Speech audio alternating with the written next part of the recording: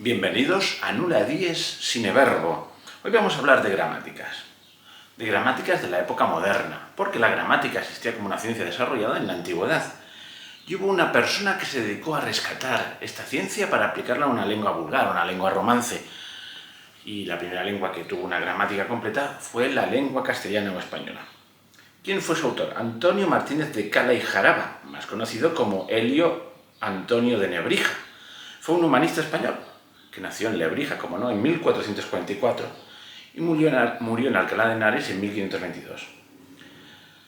Estudió en el Real Colegio de España de Bolonia, fue un personaje clave, etcétera, etcétera, pero bueno, su primera gramática de una lengua moderna vio la luz en 1492.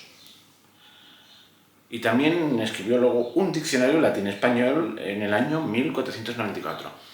¿Y cuánto se adelantó a su tiempo con esta gramática? Bueno, pues me he dedicado a ver un poquito cuándo se fueron desarrollando las distintas gramáticas. Bueno, la siguiente fue la del italiano, por Giovan Francesco Fortunio, en 1516, con el título Regole Grammaticali della Volgar Lingua, reglas gramaticales del idioma vulgar. Hay que recordar que el idioma de prestigio seguía siendo el latín. Luego viene, atención, la siguiente, que yo tengo aquí en mi lista, si me equivoco me corregís, es la primera gramática náhuatl, lengua de México, de 1531, escrita por Andrés Olmo y publicada en 1547, aunque en esto sí que puede ser que nos superen la Ordonnance de Villers-Cotterêts, la primera gramática del francés, porque se publicó en 1539.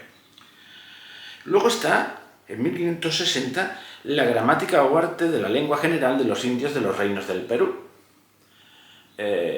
Pues nada, esto fue hecha por el sacerdote y misionero español Domingo de Santo Tomás, orden predicadora, y la hizo en Valladolid, España, en 1560.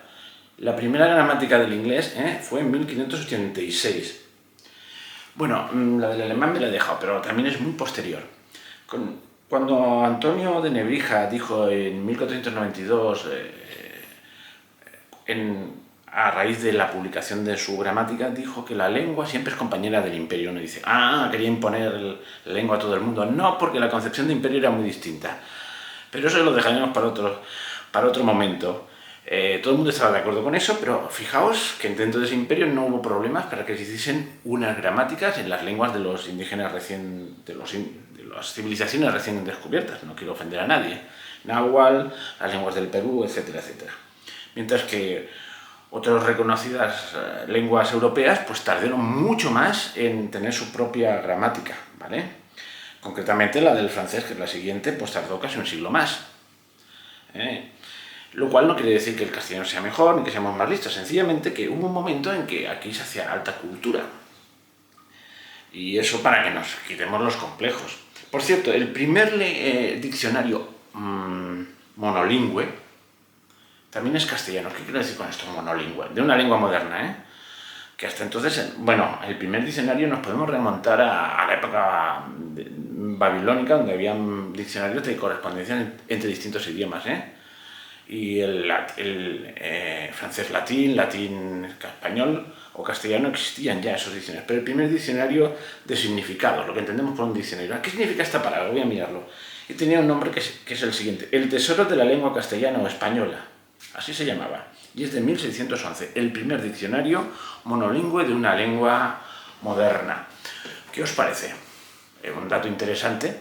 Y saber que el náhuatl tenía hecha la gramática antes que el francés, que el inglés. Bueno, el alemán me lo dejó por ahí, pero también llegó muy tarde. No, ahora no voy a buscar el dato. Bueno, para quitarnos complejos. Y bueno, era un dato interesante y una manera de hacer el programa de hoy. Así que hasta la próxima.